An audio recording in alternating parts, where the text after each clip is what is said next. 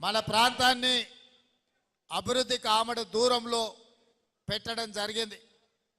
అందుకే ఈరోజు ఈ జిల్లాలో అభివృద్ధి జరగాలి, పంటలు పండాలి, మన పిల్లలు చదువుకోవాలి, మన పేదలకు వైద్యం అందాలి, ఈ ప్రాంతంలో పరిశ్రమలు రావాలి అన్న ఆలోచనతోటి ఇవాళ ఈ సమీక్ష సమావేశాన్ని తీసుకొని దాదాపుగా 6 గంటలు అధికారులతో చర్చించి మన శాసనసభ్యులు, మన పార్లమెంట్ సభ్యులు, మన ప్రాంతానికి సంబంధించిన ప్రజాప్రతినిధులు తీసుకొచ్చిన ప్రతిపాదనలను అధికారులకు ఆదేశాలు ఇచ్చి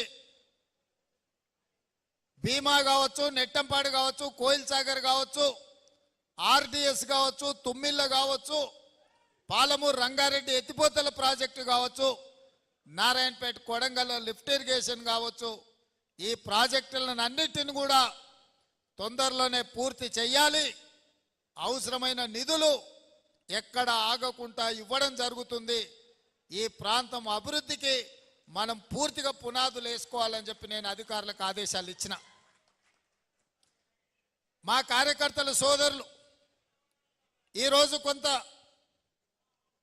సార్ వస్తున్నాడు, ఎమ్మెల్యేలను కలుస్తున్నాడు, అధికారులతో మాట్లాడుతున్నాడు, మరి గెలిపించిన మాతోని మాట్లాడతలేడు, మమ్మల్ని కలుస్తలేడని మా కార్యకర్తలు అందరూ అనుకుంటున్నారని నేను నాయకులకు నాయకుడిని కాదు, నేను అధికారులకు నాయకుడిని కాదు, నేను కార్యకర్తలలో ఒక కార్యకర్తను. మీ తోడుగా ఉండి మీలో ఒక్కడిగా ఉండడమే నాకు సంతోషం. అందుకే జిల్లా పార్టీ నాయకులకు నేను చెప్పిన సమీక్ష సమావేశం తర్వాత జిల్లాలో ఉండే ముఖ్యమైన కాంగ్రెస్ శ్రేణులను ఒక దగ్గర కూర్చోబెట్టండి, వాళ్ళతో ఒక 10 నిమిషాలు మాట్లాడి వీలైనంత మేరకు వాళ్ళని కలిస్తే నాకు సంతోషం వస్తుంది, నాకు బలం వస్తుంది.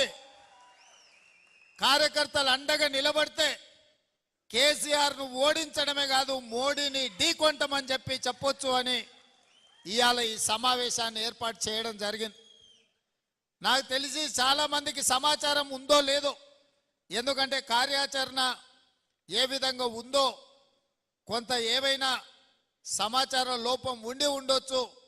మళ్ళీ తొందరలోనే జిల్లాకు వచ్చి ప్రతి కార్యకర్తను కలుసుకొని ఈ గెలుపు మీది, ఈ అధికారం మీది, ప్రభుత్వం మీది, ఈ ప్రభుత్వంలో మీ సూచనలు, మీ సలహాలు ఈ ప్రభుత్వం పాటిస్తుందని చెప్పడానికే ఈ సమావేశాన్ని ఏర్పాటు చేసి,